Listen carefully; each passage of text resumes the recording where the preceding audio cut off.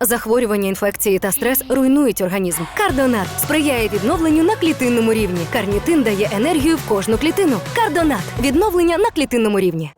Анатолій Храпчинський, екс-офіцер повітряних сил, заступник директора компанії-виробника засобів РЕБ, виходить з нами на прямий зв'язок. Добрий вечір, дякуємо, що в такій порі ви з нами. Добрий вечір.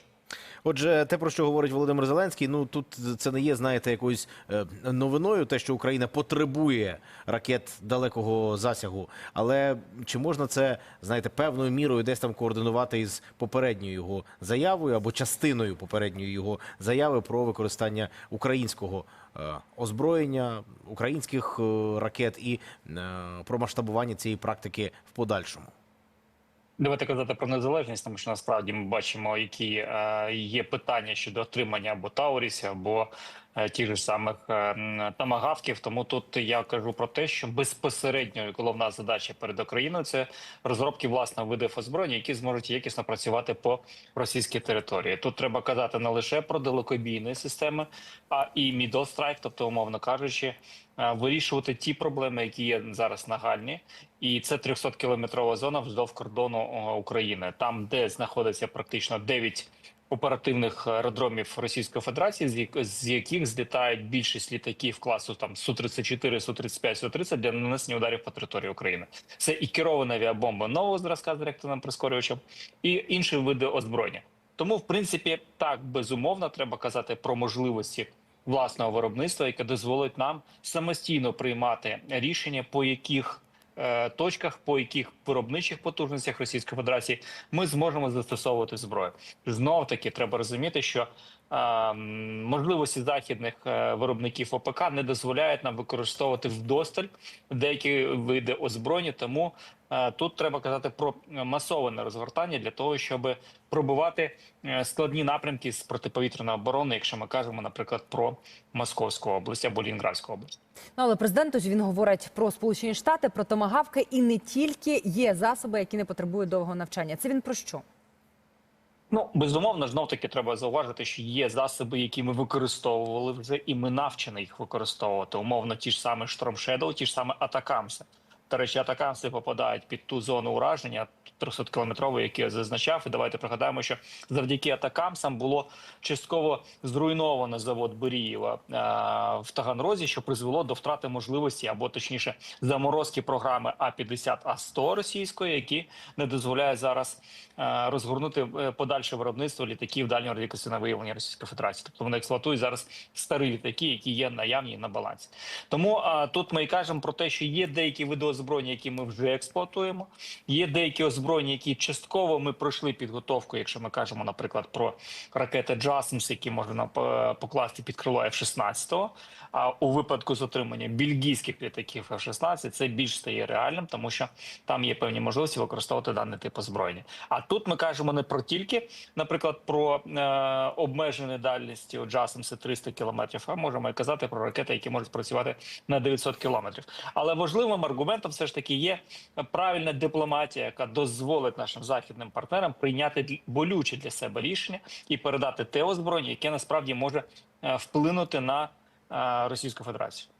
Ну, а від чого ця рішучість або брак цієї рішучості залежить, та передача такого озброєння? Чи це тільки історія, яка лежить в площині політичній, ну, бо намагаються, знаєте, там натяками, дипломатією, словами, чимось іншим впливати на росіян, хоча не вдається, вони не розуміють слів.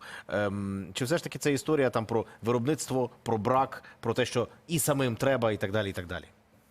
Ну, давайте радше почнемо з того, що Європа боїться ядерної зброї Російської Федерації. А те, що ми бачимо, і Сполучені Штати теж бояться ядерної зброї Російської Федерації. Але те, що було зроблено Україною за ці 3,5 роки повномасштабного вторгнення, це удари по стратегічним аеродромам Російської Федерації. Давайте пригадаємо по операцію «Павутина». Давайте пригадаємо удари по системах радіолокації раннього попередження. Давайте нещодавній удар по місту Озерне, закрите місто, де знаходяться основні пускові установки балістичних міжконтинентальних балістичних ракет і там Тополі і інші виробництва. Тобто ми показуємо світу, що Російська Федерація не здатна втримати і забезпечити захист своєї ядерної зброї. Умовно кажучи, це найбільша проблема, ніж те, що вона знаходиться в руках у безглуздих людей. І тому тут питання більше в тому, що вони не можуть зробити захист своєї ядерної зброї, і вона може бути використана іншими людьми. Тому тут я би казав, на це треба робити ставку, що ми показуємо, що червоних ліній у Російської Федерації немає. Ми спокійно вибиваємо важливі об'єкти на території Російської Федерації, і на це треба робити ставку. І це важливо казати безпосередньо і Китаю, і Індії, яка постійно виступає на захист Російської Федерації. До речі, ось Володимир Зеленський днями заявив про те, що Україна планує отримати до 250 нових винищувачів. Перемовини веде з 3 різними сторонами. Тут головне питання – це F-16, Гріпени і Рафалі. Ми пам'ятаємо, як довго на F-16 пілоти пересідали. Чи може це бути швидшим процес з Гріпенами і Рафалями? Ну, давайте зрозуміємо, що насправді підготовка пілота – це 4 роки. Це лише навчання, плюс бойовий досвід або досвід, який отримується практично увесь час пілотування з літаками. Знову таки, перепідготовка навчених підготовлених пілотів – це близько 6-9 місяців. Але якщо кажемо про зараз, то ми вже тривалий час займаємося підготовкою нових льотчиків за новою програмою, яка передбачає вже експлуатацію європейських видів озброєння. Тому, якщо розглядати оці типи літаків, які зауважені, я би зазначений, я би казав більше ставку на Гріпен, тому що Гріпен – це САП, який не просто може нам продати літаки, а може продати технологію виробництва, і тоді ми отримаємо літак, який ми зможемо виготовляти частково у себе. І тут вкотре буду наголошувати про важливість створення власних зразків озброєння під крило цих літаків, які ми будемо експлуатувати. Знов таки хочу пригадати, що наразі приблизна кількість ракет, наприклад, до ПАК-3 з систем Петріотів, це близько 650 ракет, які планує світ виготовляти. Умовно, це недостатня кількість. Так само можна казати і про ракети АІМ-120 серії, де і інші ракети на кшталт ті ж самих Міка, ті ж самі там Талісовські ракети. Є суттєва проблема. І тут треба брати приклад з Туреччини, яка, наприклад, розробила свого часу свої власні ракети, які можна помістити під крило F-16, використовувати вже коригуючи кількість виробництва самостійно. Тому ставка безумовно на Гріпен, САП, ставка на F-16, тому що це найрозповсюдженіший літак, і він вже є на балансі, він вже використовується. Додатково можна казати про міражі. Щодо Рафаелів, поки не хочу казати якусь оцінку, але я думаю, що це основні напрямки, на які треба звернути увагу, це F-16 і Гріпен. Ну і про Гріпени давайте детальніше поговоримо. Є ініціатива окрема. Шведська компанія Saab планує відкрити в Україні завод із виробництва винищувачів Гріпен. Про це заявив гендиректор Мікаель Йогансон. За його словами, попередньо розглядають завод, на якому винищувачі будуть складати і тестувати. Підприємство прагне започаткувати співпрацю з Україною попри складні умови воєнного часу. Ну а згодом можна обговорити і локалізацію виробництва сучасних бойових літаків. Ось ця перспектива, ну давайте про її реалізацію поговоримо саме в умовах воєнного часу. Чи можна зараз серйозно там розглядати сценарії, варіанти, де, як, яким чином це могло би, таке виробництво могло би з'явитися? Ну, безумовно, треба казати про те, що якщо ми кажемо про Гріпен, то це літак, у котрого можна замінити двигун протягом години. Тобто, умовно кажучи, не маючи там, не потрібно мати там якийсь окремий цех або якесь знаряддя. Тобто є доступні інструменти, які дозволяють на цьому літаку замінити двигун протягом години. Розуміємо, що така нескладність технічного обслуговування дозволяє нам, в принципі, дуже швидко збирати або ремонтувати, або підготувати такі літаки до бойових вилітів. Знову такі технічні характеристики дозволяють за 10 хвилин перезарядити повністю озброєння і заправити літак пальним, причому це на працюючий двигун. Тому тут насправді літак є невибагливий, він може приземлятися не на злітно-посадкову смугу, а умовно на дорогу, яка там порівняно 600 або 800 метрів, в залежності від навантаження по озброєнню. Тому тут, в принципі, я би казав про те, що це є цікавими елементами, які дозволять нам швидко імплементувати спроможності в українське ОПК. Але ж знов-таки давайте пригадаємо, що Україна є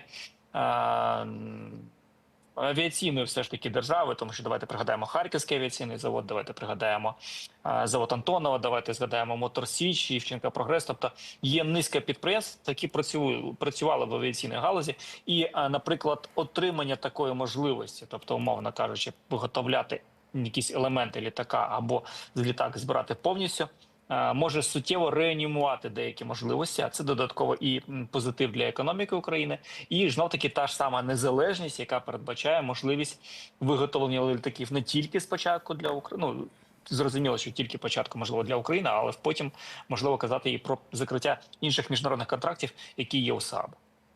А ось ця універсальність, швидкість в обслуговуванні, невибагливість, як відбувається на функціоналі цього літака? Найкращим шляхом, тому що знов-таки подейкують іноді, що навіть сержант може керувати літаком Гріпен, але знов-таки давайте згадаємо, що при презентації цього літака на борту було написано АІ, тобто штучний інтелект. Тобто ми кажемо про те, що це насправді технологічно цікаве рішення. Тому я би казав про те, що не треба дивитися, наприклад, там якісь обмеження, тому що кажуть там про 5 тонн корисного навантаження. Тут слід зауважити, що новий Гріпен серії Є має можливості навантаження 7 тонн. І, в принципі, озброєння, яке використовується на цьому літаку, це все те озброєння, яке ми зараз експлуатуємо на літаках F-16, на «Міражах», на наших «Мігах». Тобто це і крилаті авіабомби, це і ракети класу повітря-повітря. Тому, в принципі, арсенал озброєння дозволяє якісно працювати. Ну і знов-таки давайте згадаємо, що військова доктрина Швеції активно писалась під можливу війну з Російською Федерацією, а це по духу нам знайомо, тому ми кажемо про те, що цей літак готовий до війни з Російською Федерацією. Виробництво такого літака, чи можна тут говорити про там порівняння, якщо ми там співставимо, наприклад, Рафалі, Гріпени і той самий F-16, ну бо контекстуально йшлося про цих 3 літаки. Та складність в керуванні – це одна історія, складність щодо продукування, наскільки воно відрізняється? Ну, знову-таки, давайте зрозуміємо, що насправді, якщо ми кажемо про передачу технології, то і йде навчання щодо випуску, зборки або обслуговування цього літака. Тому тут немає нічого складного. Більшість виробників озброєння розуміють, що таке збиральні карти, які дозволяють йому дуже швидко, якщо він має інженерну освіту і певні кваліфікаційні навики, робити ту роботу, яка зазначена в цій робочій конструкторській документації, яку теж буде передана під час передачі цих літаків. Тому я не вбачаю тут якоїсь проблеми. Це інженерний світ, який там розуміється на півслові. Тому я думаю, що тут точно проблем не буде. БПЛА на півдні Дніпропетровщині в районі населеного пункту Письменне курсом на південь, на сході від Харкова курсом на схід і в акваторії Чорного моря є загроза для Одещини, тому цим не можна нехтувати. Зважайте, будь ласка. Я, власне, на завершення лишається в нас дуже мало часу з Анатолієм, але я всю включку дивлюся на цей плакат українських соколів за вами. Бачу Бандеру, бачу Петлюру, бачу Шухевича, а от одного не впізнаю. Це хто? Коновалець? Грицай, начальник штабу. Ага, отак отакі соколи. Хоч і не літали, але крила мали. Так, ну бачиш, хто має зір, ну той орієнтується добре. Хто має окуляри, то той має друзів з добрим зором. Та. Анатолій, у нас 1 хвилина лишається. Тут, до речі, ще є, бачите, від ракети французької Міка виняти перед польотом, яка збила російську ракету. Тому непогане тло, от тому таким чином. Дякуємо вам, дякуємо за те, що знайшли час. Та Анатолій Храпчинський, екс-офіцер повітряних сил і заступник директора компанії виробника засобів радіоелектронної боротьби з нами на прямому зв'язку.